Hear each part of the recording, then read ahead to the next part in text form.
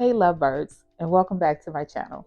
I'm AngieDLee, therapist, intimacy coach, and your favorite person to ask the awkward questions you don't want to bring up at brunch. And today, we're going there. The question, do you owe your partner sex?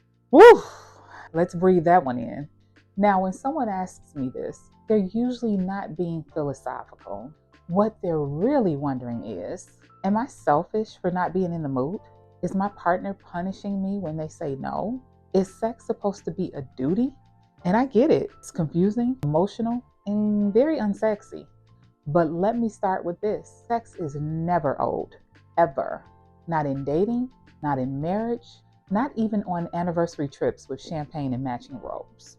Consent is not just about saying yes. It's about being able to say yes freely, without guilt, without pressure, without fear. Because sex given from guilt, that's not intimacy, that's compliance. And let's be real, compliance is a real passion killer. But hold up, this doesn't mean we get to ignore our partner's needs. In long-term relationships, especially, we have to look at the full picture. Because if one person is always initiating, the other is always saying no, there's usually more going on underneath. Mismatched libidos? Totally normal. It doesn't mean you're broken. It doesn't mean your relationship is doomed. It means you're human. And instead of asking, do I owe them sex? Try asking, are we emotionally connected? Do I feel safe in my body? Are we having the kind of touch I actually like? Because for most people, desire doesn't start in the bedroom. It starts in the brain, and it thrives in safety. So what do you do when the sex vibes are off? Start asking better questions.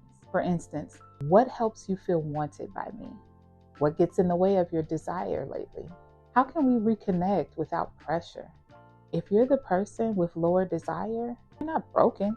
You're allowed to pace intimacy in a way that feels good for you. Now, if you're the person with higher desire, you're not greedy. You're allowed to have needs, but you're not entitled to someone else's body. Mutual desire equals mutual respect. Here's the truth. You don't owe anyone sex, but you do owe yourself honesty.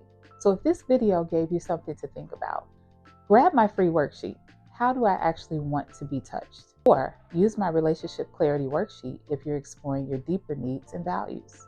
Like, comment, and share with someone who needs to hear that intimacy is a conversation, not a contract. And of course, subscribe for more unfiltered, soulful, and yes, occasionally spicy conversations about love and sex.